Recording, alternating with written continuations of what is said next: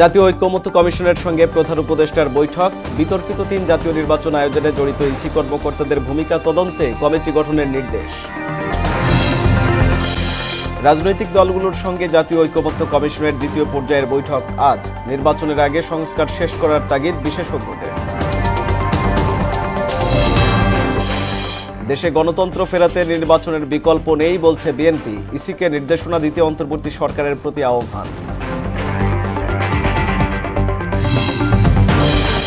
এবং পলাতক হাসিনা কামালকে হাজির করতে পত্রিকায় বিজ্ঞপ্তি প্রকাশের নির্দেশ ট্রাইব্যুনালের। 1 মাসের মধ্যে গুম বিষয়ক আইন, বললেন উপদেষ্টা।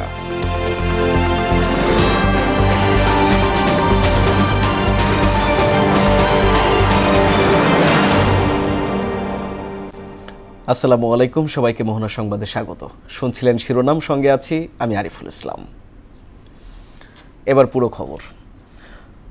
বিতর্কিত 3 জাতীয় সংসদ নির্বাচন আয়োজনে জড়িত সাবেক প্রধান নির্বাচন কমিশনার, নির্বাচন কমিশনারগণ ও নির্বাচন কমিশন সচিবালয়ের সচিবদের ভূমিকা তদন্তে একটি কমিটি গঠনের জন্য সংশ্লিষ্ট কর্মকর্তাদের নির্দেশ দিয়েছেন প্রধান উপদেষ্টা প্রফেসর মোহাম্মদ ইউনূস। সোমবার রাষ্ট্রীয় অতিথি ভবন যমুনায় জাতীয় ঐক্যমত্য কমিশনের এক বৈঠকে এ নির্দেশ দেন তিনি। এতে উপস্থিত ছিলেন জাতীয় ঐক্যমত্য কমিশনের সহসভাপতি অধ্যাপক আলী রিয়াজ, সদস্য ডক্টর বদিউল আলম মজুমদার, ডক্টর ইফতেখারুজ্জামান, সফররাজ হোসেন ও ডক্টর মোহাম্মদ আয়ুব মিয়া। বৈঠকে কমিশন সদস্যরা জুলাই সনদ তৈরির কাজের অগ্রগতি সম্পর্কে প্রধান উপদেষ্টাকে অবহিত করেন। আজ শুরু হচ্ছে জাতীয় ঐক্যমত্য কমিশনের সঙ্গে রাজনৈতিক দলগুলোর দ্বিতীয় পর্যায়ের আলোচনা। এক সংবাদ বিজ্ঞপ্তিতে ঐক্যমত্য কমিশন জানিয়েছে, ঢাকার ফরেন সার্ভিস একাডেমিতে সকাল 11টায় এই বৈঠক শুরু হবে। এতে আলোচনায় থাকবে সংবিধানের 70 অনুচ্ছেদ, দ্বিকক্ষ সংসদ, নারী প্রতিনিধিত্ব ও প্রধান বিচারপতি নিয়োগ ইস্যু। এরপর 18 ও 19 জুন আরও 2 দফা আলোচনা অনুষ্ঠিত হবে। সেসব দিনের আলোচ্য সূচি পরবর্তীতে জানানো হবে। লন্ডনে প্রফেসর ইউনূস তারেক রহমান বৈঠকে নির্বাচনের টাইমলাইন স্পষ্ট হওয়ার পর আলোচনা চলছে সব মহলে। 2-1টি রাজনৈতিক দল প্রধান উপদেষ্টার সমালোচনা করলেও জাতীয় ঐক্যমত্য কমিশনের সহসভাপতি অধ্যাপক আলী রিয়াজ বলেছেন, নির্বাচনের তারিখ নিয়ে রাজনৈতিক দলের অবস্থান কমিশনের কাজে প্রভাব ফেলবে না। আর স্থানীয় সরকার সংস্কার কমিশন প্রধান অধ্যাপক তোফায়েল আহমেদ পরামর্শ দিয়েছেন, ফেব্রুয়ারিতে নির্বাচন ধরে দ্রুত সংস্কার শুরুর। মোহনা টেলিভিশনকে দেওয়া একান্ত সাক্ষাৎকারে এসব কথা বলেন তারা। জাতীয় নির্বাচন নিয়ে রেজা খানের 3 পর্ব ধারাবাহিক প্রতিবেদনের প্রথম কিস্তি আজ। লন্ডন বৈঠকে আগামী বছরের ফেব্রুয়ারিতে নির্বাচনের সম্ভাব্য তারিখ ঘোষণার প্রক্রিয়ায় অসন্তুষ্টি জানিয়েছে জাতীয় নাগরিক পার্টি ও জামায়াতে ইসলামী বাংলাদেশ। দল দুটির মতে এতে প্রধান উপদেষ্টার নিরপেক্ষতা ক্ষুণ্ণ হয়েছে। তবে দ্রুত ও প্রতিযোগিতামূলক নির্বাচনের আকাঙ্ক্ষা রয়েছে জনসাধারণের মধ্যে। তত্ত্বাবধায়ক সরকারের উচিত যে দ্রুতভাবে নির্বাচন দেওয়া সম্ভব। যখন সবকটা দল অংশগ্রহণ করবে নির্বাচনে, দেন তখন নির্বাচনটা প্রতিযোগিতামূলক নির্বাচন হবে। যথেষ্ট পরিমাণ সময় দরকার, নাইলে ভালো নির্বাচন দেওয়া সম্ভব না। নির্বাচনের সম্ভাব্য সময় ঘোষণায় শঙ্কা দেখা দিয়েছে জাতীয় ঐক্যমত্য ও সংস্কারের ভবিষ্যৎ নিয়ে। যদিও ঐক্যমত্য কমিশনের সহসভাপতি বললেন, নির্বাচনের সঙ্গে তাদের কাজের কোনো প্রত্যক্ষ সংঘর্ষ নেই। এপ্রিলে নির্বাচন, ডিসেম্বরে নির্বাচন, এখন যেহেতু ফেব্রুয়ারিতে নির্বাচনের কথা বলা হচ্ছে, তার সাথে আমি কোনো রকম প্রত্যক্ষ সংঘাত দেখতে পাই না। নির্বাচনের তারিখ প্রসঙ্গে তাদের যে ভিন্ন মত আছে, সেটার কোনো প্রভাব জাতীয় ঐক্যমত্য কমিশনের সাথে কাজের ক্ষেত্রে পড়বে। গেল 2 মাস ঐক্যমত্য কমিশনের সঙ্গে রাজনৈতিক দলগুলোর আলোচনা হয়েছে। যেসব বিষয়ে মতানৈক্য দেখা দিয়েছে তা নিরসনে মঙ্গলবার থেকে শুরু হচ্ছে দ্বিতীয় পর্যায়ের আলোচনা। প্রায় 2 মাস ধরে আলোচনা আমরা বেশ খানিকটা অগ্রগতি অর্জন করেছি, আবার বেশ কিছু বিষয়ে অগ্রগতি অর্জন করা যায়নি, সেজন্যই দ্বিতীয় পর্যায়ের আলোচনা হচ্ছে। সেক্ষেত্রে আমি রাজনৈতিক দলগুলোর কাছ থেকে এমন কোনো ইঙ্গিত পাইনি যাতে তারা বলছেন যে জাতীয় সনদ তৈরির প্রক্রিয়া, অর্থাৎ জাতীয় ঐক্যমত্য কমিশনের সাথে কাজের ক্ষেত্রে এগুলো কোনো রকম বাধা সৃষ্টি করবে।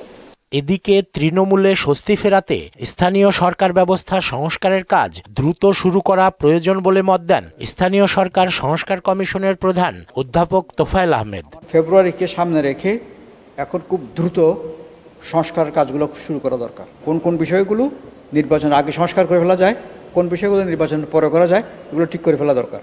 এবং এগুলো টাস্ক ফোর্স করে জাতীয় ঐক্যমত্য কমিশন তাদের মাধ্যমে এগুলো ঠিক করে ফেলা দরকার। আর সবগুলোর মধ্যে সব রাজনৈতিক দল একমত হতে হবে এমন কোনো কথা নাই। আমার তো মনে হয় দেশের সরকারেরও একটা জাজমেন্ট থাকবে। নির্বাচন নিয়ে সকল অনিশ্চয়তা কেটে গেছে বলেও মনে করেন তিনি। নির্বাচন নিয়ে কোনো অনিশ্চয়তা আছে বলে আমি মনে করি না। রেজা খান, মোহনা সংবাদ, ঢাকা। নির্বাচন তো হবে। ফেব্রুয়ারিতে সংসদ নির্বাচন অনুষ্ঠানের সিদ্ধান্ত দ্রুত কমিশনকে জানাতে অন্তর্বর্তী সরকারের প্রতি আহ্বান জানিয়েছেন বিএনপির স্থায়ী কমিটির সদস্য সালাউদ্দিন আহমেদ।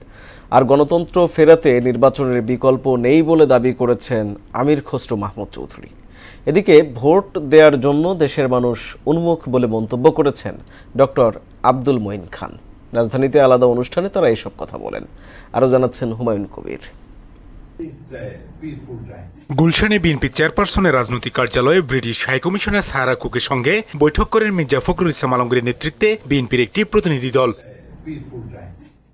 পরে সংবাদ সম্মেলনে বৈঠকের বিস্তারিত তুলে ধরেন বিএনপি স্থায়ী কমিটির সদস্য ডক্টর আব্দুল মঈন খান। জানান, শিক্ষা, স্বাস্থ্য ও ব্যবসা বাণিজ্যের সম্পর্ক উন্নয়নে ভবিষ্যতে যুক্তরাজ্য একসাথে কাজ করবে। তরুণ ছাত্রছাত্রীরা যারা রয়েছে তারাও যেন বিলেতে গিয়ে স্কলারশিপ এবং ফেলোশিপের মাধ্যমে তারা উচ্চশিক্ষা সেখান থেকে গ্রহণ করতে পারে। বাংলাদেশের মানুষ ভোট দিতে চায় একটা উৎসব মুখর, তারা উন্মুখ হয়ে আছে কখন ভোট দেবে, কখন তাদের যে মৌলিক অধিকার তারা সেটা প্রয়োগ করবে এবং তাদের সত্যিকার যে প্রতিনিধি তাদেরকে নির্বাচিত করবে। এদিকে জাতীয় প্রেস ক্লাবে নাগরিক ঐক্যের এক আলোচনায় ফেব্রুয়ারিতে সংসদ নির্বাচনের সিদ্ধান্ত ইসিকে জানাতে অন্তর্বর্তী সরকারের প্রতি আহ্বান জানান বিএনপি স্থায়ী কমিটির সদস্য সালাউদ্দিন আহমেদ। লন্ডনের আলোচনার সূত্র ধরে যে সিদ্ধান্তটা হয়েছে সেটা খুব শিগগির ইলেকশন কমিশনে যথাযথ প্রক্রিয়ায় কমিউনিকেট করবেন বলে আশা করি, যাতে ইলেকশন কমিশন জনগণের সামনে বলতে পারে যে তারা সরকারের কাছ থেকে একটা পরামর্শমূলক বা নির্দেশনামূলক মেসেজ পেয়েছে। অন্যদিকে সোমবার দুপুরে লন্ডন থেকে দেশে ফিরে হযরত শাহজালাল আন্তর্জাতিক বিমানবন্দরে সাংবাদিকদের সঙ্গে কথা বলেন বিএনপির স্থায়ী কমিটির আরেক সদস্য আমির খসরু মাহমুদ চৌধুরী। এই সময় দ্রুত নির্বাচন আয়োজনে গণতন্ত্র উত্তরণের একমাত্র পথ বলে দাবি করেন তিনি। গণতান্ত্রিক উত্তরণের জন্য যে আন্দোলন সংগ্রাম আজকে বহু বছর ত্যাগ স্বীকার করেছে জনগণ, দেশ সেদিকে এগিয়ে যাবে। এখন যখনই নির্বাচন কমিশন নির্বাচনের দিনক্ষণ ঘোষণা করবে, স্বাভাবিকভাবে জাতি নির্বাচনের সে টানেলে প্রবেশ করবে এবং সেদিকে এগিয়ে যাবে। হুমায়ুন কবির, মোহনা সংবাদ, ঢাকা। দেশ জুড়ে পাল্লা দিয়ে বাড়ছে ডেঙ্গু করোনার প্রকোপ। সবশেষ 24 ঘন্টায় করোনায় একজনের মৃত্যুসহ নতুন করে আক্রান্ত হয়েছে 25 জন। প্রতি বছরই বর্ষা মৌসুমে ডেঙ্গু সংক্রমণের হার বাড়লেও চলতি বছর একই সঙ্গে উদ্বেগের বিষয় হয়ে দাঁড়িয়েছে করোনা। আর প্রতিবেশী দেশে এর সংক্রমণ বাড়তে থাকায় এ নিয়ে উৎকণ্ঠা বেড়ে গেছে। তবে আতঙ্কিত না হয়ে সচেতন হওয়ার পরামর্শ দিয়েছেন চিকিৎসকরা। আরও জানাচ্ছেন উষা ফেরদৌস। গত রোববার পর্যন্ত চলতি বছরে করোনায় 4 জনের মৃত্যু হয়। নতুন করে 26 জন সহ এবছর আক্রান্তের সংখ্যা দাঁড়িয়েছে 246 জনে। একদিনে 291 নমুনা পরীক্ষার বিপরীতে 8.93% রোগীর করোনা শনাক্ত হয়েছে। লক্ষণ বলতে আমার 2 দিন ধরে জ্বর, তারপর শরীর ব্যথা, গলা ব্যথা আছে। এখন ডেঙ্গু পরীক্ষা করার আগে ওনারা এটা করতে বলছে যে করোনা টেস্টটা যে আগে করবে, পরে ডেঙ্গুর ওই টেস্টগুলো করবে। করোনা টেস্ট করতে আসছে, করোনা চিকুনগুনিয়া দুটো টেস্ট করাবো এই জন্য আসছে। আর রোববার পর্যন্ত নতুন একজন সহ চলতি বছর ডেঙ্গুতে 30 জনের মৃত্যু হয়েছে। আক্রান্তের সংখ্যাও বেড়ে দাঁড়িয়েছে 5988-তে। চলতি মাসেই ডেঙ্গুতে আক্রান্তের হার সবচেয়ে বেশি। গত মাসে আক্রান্তের সংখ্যা ছিল 1773 জন। আর জুনের 13 দিনেই দেশ জুড়ে আক্রান্ত হয়েছে 1225 জন। সংক্রমণের শীর্ষে আছে বরিশাল বিভাগ। প্রচণ্ড ডেঙ্গু, প্রচণ্ড। অনেক বাচ্চারা তো ব্লাড একবারে নেই বলতে বাবা মা খুব হাহাকার করতেছে। হঠাৎ করে জ্বর ধরা পড়ছে। জ্বর ধরা পড়ার পর আমরা বরগুনা সরকারি হসপিটালে ভর্তি ছিলাম 2 দিন। 2 দিন পর ওখান থেকে ডাক্তার আমাদের রেফার করছে। আমরা বরিশালে আসছি, বরিশাল থেকে রেফার করার পর আমরা এইখানে আসছি। ঘন ঘন বৃষ্টি এবং বাতাসের আর্দ্রতা ডেঙ্গু পরিস্থিতিকে নাজুক করে তুলেছে। এবার রাজধানীর চেয়ে দেশের অন্য এলাকায় ডেঙ্গুর বিস্তার অনেক বেশি বলে জানালেন এই চিকিৎসক। নাতিশীতোষ্ণ এরিয়ায় এই টেম্পারেচারটা কিন্তু ডেঙ্গু মশার ব্রিডিং এর জন্য খুব helpful. That's why it is very much prevalent in this areas. তো বাংলাদেশ কিন্তু এই রিজিয়নে পড়েছে। তো আমরা শুধুমাত্র চিকিৎসা দিয়ে কিন্তু ডেঙ্গু উই ক্যানট প্রিভেন্ট। সর্বস্তরের সচেতনতা এবং স্বাস্থ্যবিধি মেনে চললেই করোনা প্রতিরোধ সম্ভব বলেও মনে করেন তিনি। আমাদের কিন্তু দুইটা ভাইরাল ডিজিজ একসাথে শুরু হয়েছে, একটা হচ্ছে কোভিড আর একটা হলো ডেঙ্গি। তো এইবার আমাদের অনেক বেশি সচেতন থাকতে হবে। আমি প্রথমেই যদি কোভিডের কথা বলি, আমরা আগেই জেনেছি যে কোভিডে আমরা কি করতে হয়, আমরা কয়েকটা স্বাস্থ্যবিধি যদি মেনে চলি তাহলে কিন্তু এটা আমাদের প্রকোপটা অনেক কমানো যাবে। প্রথম হচ্ছে যে আমাদের সবাইকে মাস্ক পরতে হবে। দেশে জনসংখ্যার ঘনত্ব বেশি থাকায় এই ভাইরাসের সংক্রমণ থেকে বাঁচতে ভিড় এড়িয়ে চলার পরামর্শ চিকিৎসকদের। উষা ফেরদৌস, মোহনা সংবাদ, ঢাকা। আবারও চোখ রাঙাচ্ছে ডেঙ্গু। চলতি বছরের মার্চ থেকে মে মাস পর্যন্ত দ্বিগুণ হারে বেড়েছে মশাবাহিত রোগটিতে আক্রান্তের সংখ্যা। এবার সবচেয়ে বেশি ডেঙ্গুর প্রকোপ বরগুনা জেলায়। ইতিমধ্যে সেখানে মৃত্যু হয়েছে 13 জনের। এতে সাধারণ মানুষের মধ্যে ছড়িয়ে পড়েছে আতঙ্ক। এদিকে চিকিৎসক সংকটের সেবা দিতে হিমশিম অবস্থা বরগুনা হাসপাতালগুলোতে। প্রতিনিধিদের তথ্যে আরও জানাচ্ছেন তাহসিন তারিন। হঠাৎ বরগুনায় বেড়েছে ডেঙ্গু রোগীর সংখ্যা। এই পর্যন্ত 1571 জন ডেঙ্গু রোগী শনাক্ত হয়েছে বরগুনা জেনারেল হাসপাতালে। বর্তমানে 188 জন রোগী ভর্তি রয়েছে হাসপাতালটিতে। 54 জন ডাক্তারের স্থলে মাত্র 15 জন ডাক্তার দিয়ে চিকিৎসা সেবা দিতে হিমশিম খাচ্ছেন চিকিৎসকরা। আর এতে চরম ভোগান্তিতে রোগীরা। দ্রুত সংকট সমাধানে কার্যকরী পদক্ষেপ দেখতে চায় সাধারণ মানুষ। ডাক্তার তো কাল কই স্যালাইন লাগাই গেছে আর না, ওইখানে যদি ডাক্তার থাকতো তাইলে আর সব রোগীর জন্য ভালো হতো। স্যালাইন দেবে মোরা এখন হাসপাতাল দিয়ে, এই আজকে ছাড়া আর প্যারাসিটামল ছাড়া কিছু দেয় না। একজন ডক্টর, নার্সের সংখ্যা কম, পরিষ্কার পরিচ্ছন্নতা নাই। হাসপাতাল কর্তৃপক্ষ বলছেন চিকিৎসক সংকটের কারণে চিকিৎসা সেবা দিতে যথেষ্ট বেগ পেতে হচ্ছে। তবে সংকট সমাধানের আশ্বাস দিয়েছেন বরিশাল বিভাগীয় স্বাস্থ্য কর্মকর্তা। এবং ডেঙ্গু চিকিৎসার জন্য অনেক দামি কোনো ঔষধ দেওয়ার দরকার হয় না, শুধুমাত্র তার জ্বর কমানো এবং ফ্লুইড ম্যানেজমেন্ট, সেটা হাসপাতাল কর্তৃপক্ষ গ্রহণ করছে এবং করবে।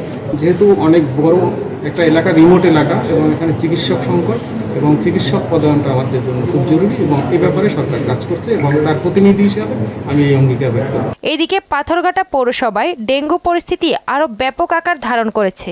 শহরের গুরুত্বপূর্ণ মোড় ও পাড়া মহল্লায় ডাস্টবিনগুলো তুলে ফেলার পর এলাকাগুলো এখন রীতিমতো ময়লার বাঘারে পরিণত হয়েছে। এতে বাড়ছে ডেঙ্গু আক্রান্তের সংখ্যা। ডাস্টবিন কটা তো উড়ই লই গেছে, যে যেখানে পারে হেয়ান হালাইতে হয়, এতে তো আমনি সেই ডেঙ্গু জন্ম হয়। যারা এই ময়লা পরিষ্কার করে তাদেরও আমরা রেগুলার টাকা দিয়ে থাকি, কিন্তু আমাদের ময়লা ফেলানোর মতো কোনো জায়গাও দেয় না, আর কোনো আপনার ময়লা নেয়ও না। বাসার আশেপাশে সম্পূর্ণ ময়লা ওই জায়গায় ফেলায়, কিন্তু পৌরসভা থেকে কোনো লোক পরিষ্কার করে না। যতক্ষণ পর্যন্ত আমাদের জীবন না যাইবে, কিছু চাঁদা প্রাণ না যাইবে, ততক্ষণ পর্যন্ত আমার মনে হয় না যে এই প্রশাসন সচেতন হবে। পাথরঘাটা উপজেলা স্বাস্থ্য ও পরিবার পরিকল্পনা কর্মকর্তা বলেন, ক্ষুদ্র জনবল নিয়ে সর্বোচ্চ সেবা দেওয়ার চেষ্টা করছে কর্তৃপক্ষ। পাশাপাশি সবাইকে সচেতন থাকার পরামর্শ দেন তিনি। আমাদের সীমিত জনবল দিয়ে আমরা সর্বোচ্চ চেষ্টা করছি রোগীদেরকে আমাদের যেন আমরা সর্বোচ্চ সেবা দিতে পারি। যদি জ্বর শুরু হয় আতঙ্কিত না হয়ে আমরা ঘরে বসে সবার আগে যেটা করব সেটা হচ্ছে পর্যাপ্ত পরিমাণে তরল জাতীয় খাবারটা খাওয়াবো, শরীরটা স্পঞ্জ করে দিব যদি জ্বর থাকে, এবং প্যারাসিটামল জাতীয় ওষুধ আমরা একটু শুরু করব। কোনো অবস্থাতে ব্যথা বেদনা কোনো ওষুধ দিব না। পরিস্থিতি ভয়াবহ রূপ নেয় প্রশাসনের দ্রুত কার্যকর ব্যবস্থা গ্রহণ এবং মশা নিধন কার্যক্রম জোরদার করার দাবি জানিয়েছেন স্থানীয়রা। তাহসিন তারিন, মোহনা সংবাদ।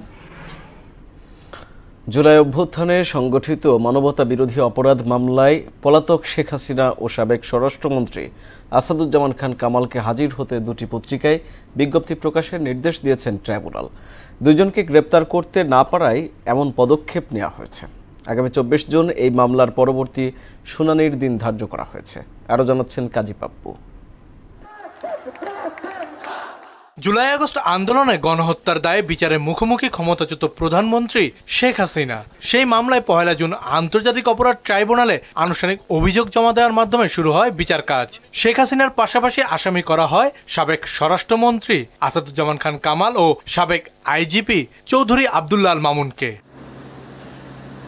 সোমবার মামলাটির শুনানি হয়। এদিন সকালে ট্রাইব্যুনালে হাজির করা হয় চৌধুরী আব্দুল্লাহ আল মামুনকে। তবে দাখিল করা রিপোর্টে পুলিশ বলছে শেখ হাসিনা ও আসাদুজ্জামান খান কামালকে দেশের কোথাও খুঁজে পাওয়া যায়নি। ট্রাইব্যুনালের আইন অনুযায়ী তাদের হাজির হতে দুটি পত্রিকায় বিজ্ঞপ্তি দেওয়ার আবেদন জানান চিফ প্রসিকিউটর, যা মঞ্জুর করা হয়। গ্রেপ্তার এড়ানোর জন্য বর্তমানে ভারতে পলাতক অবস্থায় রয়েছেন, তাদেরকে পরবর্তীতে গ্রেপ্তার করা সম্ভব হলে আদালতে সোপর্দ করবে। এই রিপোর্ট আসার প্রেক্ষিতে আমাদের ট্রাইব্যুনালের যে আইন আছে, আগামী 1 সপ্তাহের মধ্যে হাজির হওয়ার জন্য নির্দেশনা দিয়ে আদালতের এই আদেশটি দুটো বাংলাদেশের বহুল প্রচারিত পত্রিকায় বিজ্ঞপ্তি দেওয়ার জন্য আদেশ দিয়েছেন। এই পত্রিকায় বিজ্ঞপ্তি প্রকাশের পরেও আসামিরা আদালতে উপস্থিত না হন, তাহলে আদালত তাদের অনুপস্থিতিতে বিচারের রাস্তায় অগ্রসর হবেন। আনুষ্ঠানিক অভিযোগ দাখিলের দিন ট্রাইব্যুনাল এলাকায় ককটেল বিস্ফোরণের ঘটনা ঘটে। শুনানির দিনও একই ঘটনা। যদিও এসব আমলে না নেওয়ার কথা উল্লেখ করে চিফ প্রসিকিউটর বলেন, তাদের লক্ষ্য বিচার নিশ্চিত করা। এটা ন্যায় বিচারের দাবি, আইনের দাবি, জাতীয় প্রত্যাশা, সেটা স্মুথলি অগ্রসর হতে থাকবে। কেউ যদি এটাকে বাধাগ্রস্ত করার চেষ্টা করে, কেউ যদি আইন অমান্যকারী কোনো কাজ করে, সেই ব্যাপারে যথাযথ আইনি ব্যবস্থা গ্রহণ করা হবে। মামলার পরবর্তী শুনানির জন্য 24 জুন তারিখ নির্ধারণ করেছেন চেয়ারম্যান গোলাম মর্তুজা মজুমদারের নেতৃত্বাধীন ট্রাইব্যুনাল। 24 জুনের মধ্যে তারা যাতে এই আদালতে এসে হাজির হয়ে এই বিচার প্রক্রিয়া মোকাবেলা করেন। কাজী পাপ্পু, মোহনা সংবাদ, ঢাকা। 1 মাসের মধ্যে গুম বিষয়ক আইন করা হবে বলে জানিয়েছেন আইন উপদেষ্টা আসিফ নজরুল। সোমবার সচিবালয়ে জাতিসংঘ মানবাধিকার কমিশনের গুম বিষয়ক প্রতিনিধি দলের সঙ্গে বৈঠক শেষে একথা জানান তিনি। একই সঙ্গে গুম আইনের অধীনে 2 মাসের মধ্যে স্থায়ী কমিশন গঠন করা হবে বলেও জানান উপদেষ্টা। এদিকে সরকারি চাকরি সংশোধন অধ্যাদেশ 2025 বাতিলের দাবিতে সচিবালয়ে বিক্ষোভ অব্যাহত রেখেছেন কর্মকর্তা কর্মচারীরা। শামীমুজ্জামান চৌধুরীর রিপোর্ট।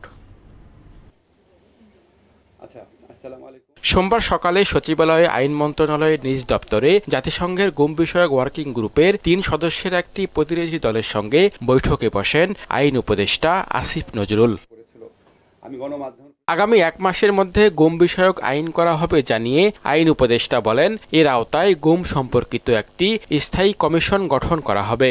আমরা একটা আইন করছি, আইনের আন্ডারে একটা পার্মানেন্ট গুম বিষয়ক কমিশন থাকবে। আমাদের একটা লক্ষ্য আছে, আমাদের এই গণঅভ্যুত্থানের বর্ষপূর্তির আগে আমরা খুব ভালো কিছু ল করে যেতে চাই। আগামী 1 মাসের মধ্যে গুম বিষয়ক আইনটা, সিআরপিসির যে অ্যামেন্ডমেন্টটা, সেটা হয়ে যাবে। এছাড়া বিভিন্ন সময়ে যারা গুমের শিকার হয়েছেন তাদেরকে মিসিং সার্টিফিকেট দেওয়ার বিষয়টি আইনে যুক্ত করা যায় কিনা তা নিয়েও চিন্তাভাবনা চলছে বলেও জানান তিনি। এই মিসিং পার্সন সার্টিফিকেট যার কাছে থাকবে, উনি ওনার পরিবারে কেউ যদি গুমের শিকার হয়, তাহলে ব্যাংক অ্যাকাউন্ট নিয়ে ডিল করা, উত্তরাধিকারিত্ব প্রশ্ন, এগুলি নিয়ে যেন উনি প্রতিকার পেতে পারে, ডেথ সার্টিফিকেটের মতোই প্রতিকার পেতে পারে, সেটা আমরা চিন্তা করছি। এক প্রশ্নের জবাবে চাকরি বিধিমালা অধ্যাদেশ সংশোধনের বিষয়েও কথা বলেন আইন উপদেষ্টা। সরকারি কর্মচারী যে আইন আছে, সেটা আমাদের ফয়জুল ভাই, আমাদের একাধিক উপদেষ্টা বলেছেন, এখানে আপনার অবশ্যই পুনর্বিবেচনার অবকাশ রয়েছে। এদিকে সোমবারও সচিবালয়ে বিক্ষোভ করেন কর্মকর্তা কর্মচারীরা। দাবি আদায় না হওয়া পর্যন্ত আন্দোলন চলবে বলেও জানান তারা। আমাদের আগামী দিন কর্মসূচি বাদামতলায় 11টায় আমরা আবার জমায়েত হব। প্রত্যেক মন্ত্রণালয় থেকে আলাদা আলাদা মিছিল নিয়ে আসবেন।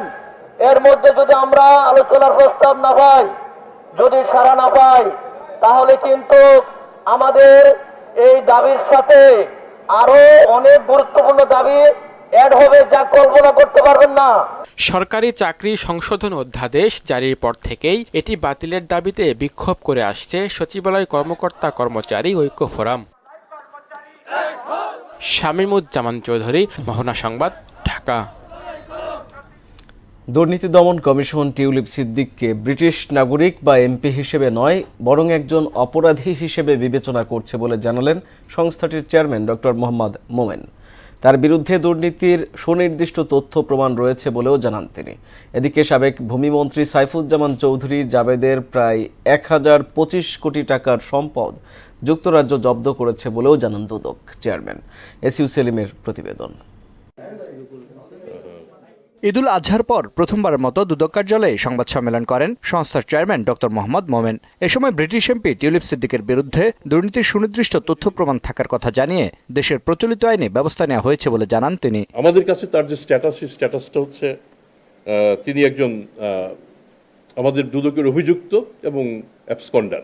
রাজুকের প্লট কিংবা গুলশানের প্লট এটা ছাড়াও তার বিভিন্ন আমাদের হাতে এখন সম্প্রতি যেমন মৎস্য খামারের কথা চোখে পড়লো, এর মধ্যে আমরা তার একটা ইনকাম ট্যাক্স রিটার্ন ঘেটে দেখলাম হঠাৎ করে 1 বছর তার স্বর্ণের পরিমাণ 10 ভরি থেকে লাভ দিয়ে 30 ভরি হয়ে গেল। তিনি যতই বলুন না কেন আমি বিষয়টা কিছুই জানি না, কিছুই যদি না জানেন তাহলে তার মন্ত্রিত্ব চলে যাবে কেন, কিছুই যদি না জানেন তার আইনজীবী আমাদের কাছে চিঠি লিখবেন কেন।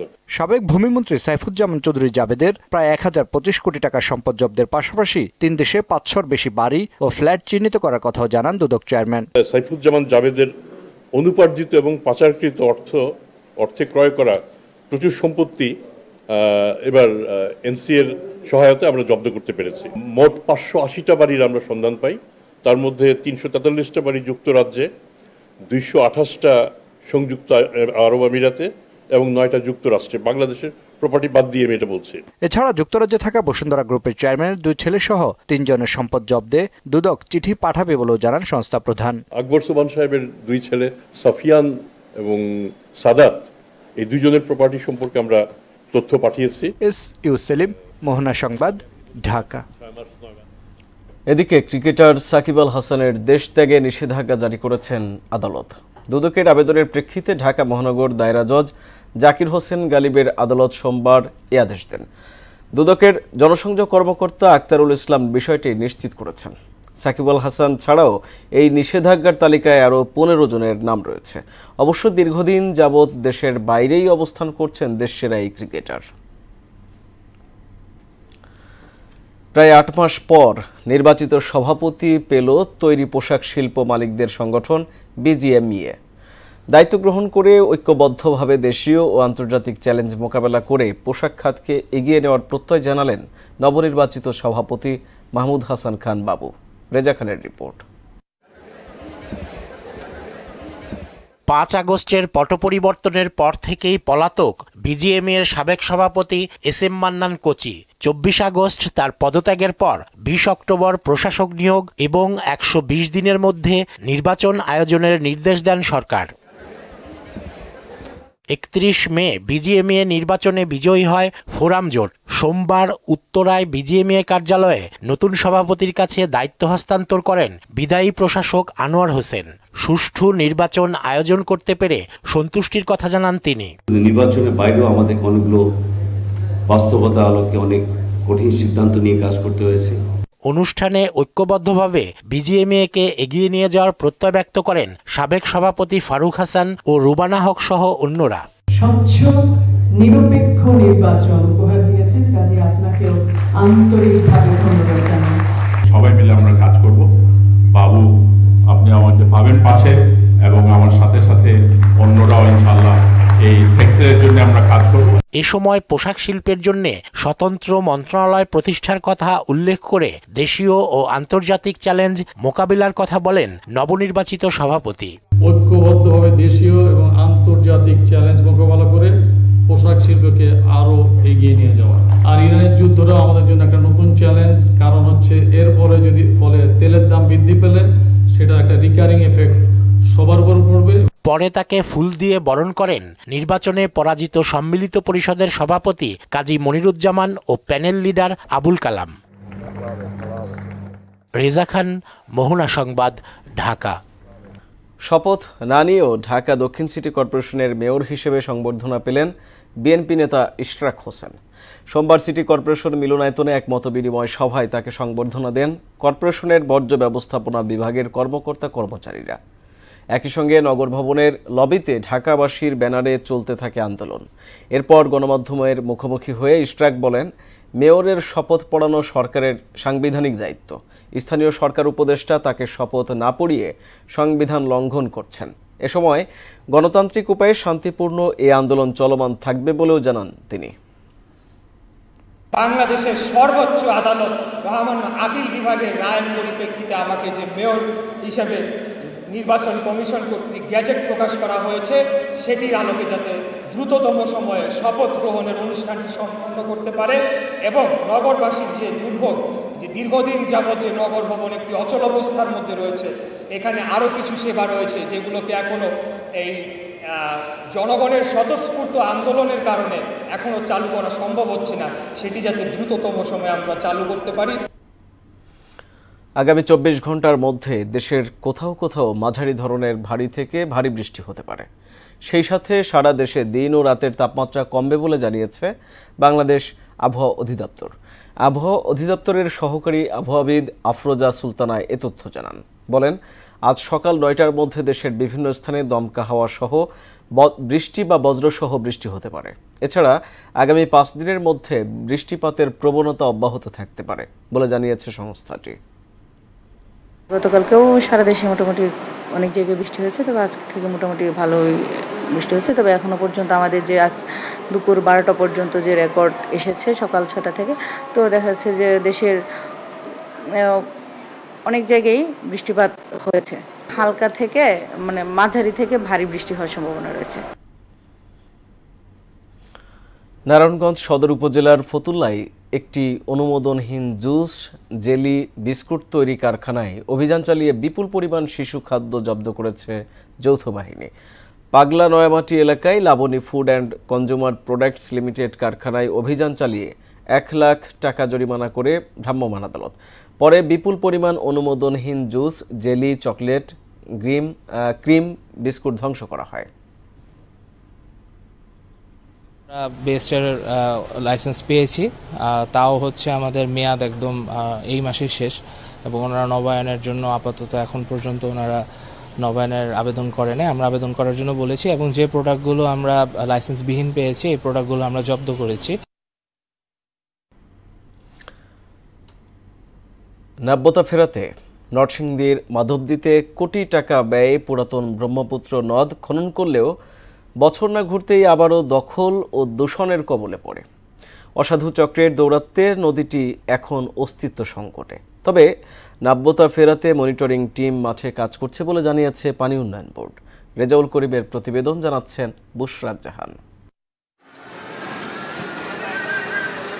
কয়েক কোটি টাকা ব্যয়ে নরসিংদীর মাধবদী অংশে ব্রহ্মপুত্র নদের 25 কিলোমিটার খনন কাজ শেষ হতে না হতেই অসাধু চক্র নদের তীরবর্তী জায়গা দখল করে স্থাপনা নির্মাণ শুরু করে। এছাড়া ময়লা আবর্জনার পাশাপাশি শিল্প কারখানার অপরিশোধিত বর্জ্য মিশে অস্তিত্ব হারাচ্ছে নদীটি। নদীটা যখন খনন করা হয়েছে তখন অনেক সুন্দর ছিল, এখন নদীর ময়লার পানির দুর্গন্ধে নদীর পাশ দিয়ে হাঁটা যায় না। পানি শোধনাগার এখানে এখন কোনো মিলেই নাই, যার কারণে এই মিলের দূষিত পানি এসে নদীতে পড়ছে। ময়লা ফেলতেছে পৌরসভার, ময়লা ফেলতেছে বিভিন্ন বাসা বাড়ির, তো সেই ক্ষেত্রে নদী আবার পুনরায় ভরাট হয়ে যাচ্ছে। দুর্গন্ধে আমরা এখানে চলাফেরা করতে আমাদের সমস্যা হয়, রোগ বালাই অসুখ বিসুখ আমাদের হচ্ছে। লক্ষ লক্ষ টাকার বিল্ডিং ভেঙে নদী খনন করলো, কিন্তু নদী খননের কারণে কোনো সুফল পাচ্ছি না। আমাদের সরকার রক্ষার্থে আমাদের নদীর দূষণ মুক্ত, দখল মুক্ত চাই। শিল্প কারখানার কেমিক্যাল মিশ্রিত বর্জ্য নদীতে ফেললে তাদের বিরুদ্ধে ব্যবস্থা নেওয়া হবে। তরল বর্জ্য অপরিশোধিত অবস্থায় পার্শ্ববর্তী ব্রহ্মপুত্র নদে অপসারণ করে, এবং সেটি যদি কোনোভাবে আমরা জানতে পারি তাহলে অবশ্যই সেই কারখানার বিরুদ্ধে কঠোর আইনানুগ ব্যবস্থা গ্রহণ করা হবে। অবৈধ স্থাপনা উচ্ছেদ অভিযান অব্যাহতের পাশাপাশি নদীটির নাব্যতা ফেরাতে সব সময় মনিটরিং টিম মাঠে কাজ করছে বলে জানালেন পানি উন্নয়ন বোর্ড। মনিটরিং অব্যাহত রাখছি, যদি আরো অবৈধ দখল হয় এটা জেলা প্রশাসনের সহায়তায় উচ্ছেদের ব্যবস্থা নেওয়া হবে। তো বর্জ্যটা না আসলে নদী ভালো থাকবে, বর্জ্যটা যাতে না আসে এ ব্যাপারেও জেলা প্রশাসনের সমন্বয় সভায় বা নদী রক্ষা কমিটির সভায় আলোচনা করা হবে। মাধবদীর পুরাতন ব্রহ্মপুত্র নদকে বাঁচাতে অসাধু চক্রের বিরুদ্ধে কর্তৃপক্ষের হস্তক্ষেপ চান এলাকাবাসী। বুশরাত জাহান, মোহনা সংবাদ। দেশের বাইরের খবর, ইরান ইসরায়েল সংঘাত প্রসঙ্গ।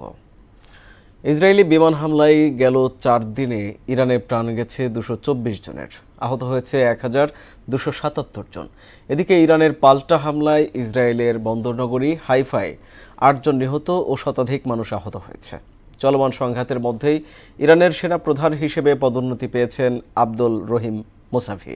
এদিকে ইরানের পারমাণবিক অস্ত্র থাকা উচিত নয় বলে মন্তব্য করেছেন ইউরোপীয় কমিশনের president Ursula von der Leyen. Ishtiaq হোসেনের ডেস্ক রিপোর্ট। ইরানের সামরিক নেতৃত্বে শূন্যপদ পূরণে সশস্ত্র বাহিনীর নতুন চিফ অফ স্টাফ হিসেবে পদোন্নতি পেয়েছেন আব্দুল রহিম মুসাভি। এদিকে আইআরজিসির স্থলবাহিনীর কমান্ডার মোহাম্মদ পাকপুর আইআরজিসির কমান্ডার ইন চিফ হিসেবে হোসেইন সালামিকে নিয়োগ দেন ইরানের সর্বোচ্চ নেতা খামেনি। আর খাতম আল আম্বিয়া সদর দপ্তরের দায়িত্ব পেলেন আলী সাদমানি।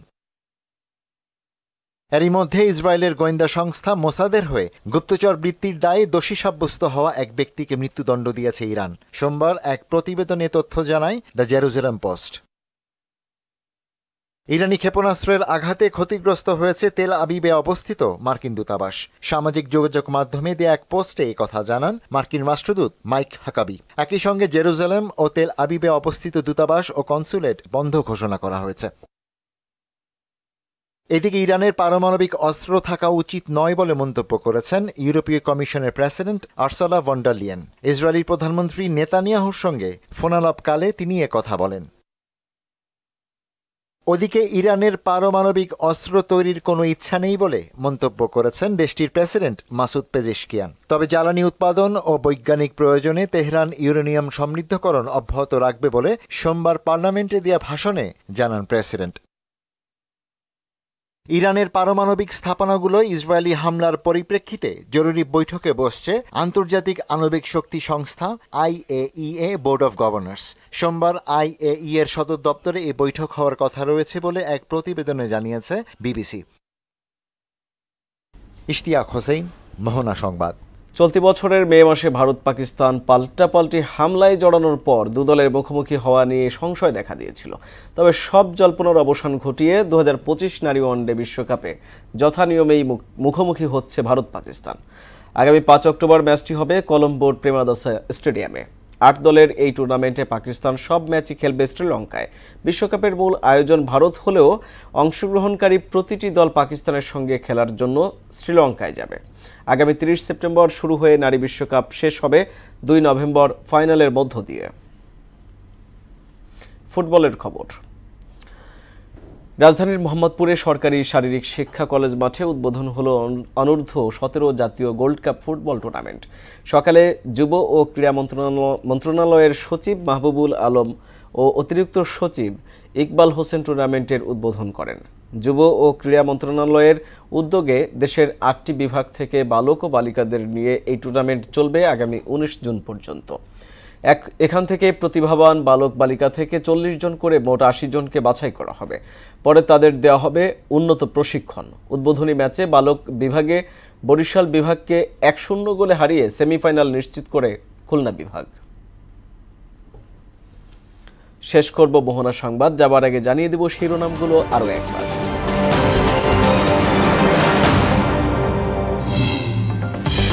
জাতীয় ঐকমত্য কমিশনের সঙ্গে প্রধান উপদেষ্টার বৈঠক। বিতর্কিত 3 জাতীয় নির্বাচন আয়োজনে জড়িত ইসি কর্মকর্তাদের ভূমিকা তদন্তে কমিটি গঠনের নির্দেশ। রাজনৈতিক দলগুলোর সঙ্গে জাতীয় ঐকমত্য কমিশনের 2য় পর্যায়ের বৈঠক আজ। নির্বাচনের আগে সংস্কার শেষ করার তাগিদ বিশেষজ্ঞদের। দেশে গণতন্ত্র ফেরাতে নির্বাচনের বিকল্প নেই বলছে বিএনপি। ইসিকে নির্দেশনা দিতে অন্তর্বর্তী সরকারের প্রতি আহ্বান। এবং পলাতক হাসিনা কামালকে হাজির করতে পত্রিকায় বিজ্ঞপ্তি প্রকাশের নির্দেশ ট্রাইব্যুনালের। 1 মাসের মধ্যে গুম বিষয়ক আইন, বললেন উপদেষ্টা।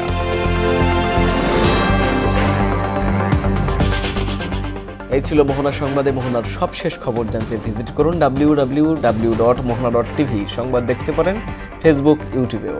এতক্ষণ সঙ্গে থাকার জন্য ধন্যবাদ সবাইকে।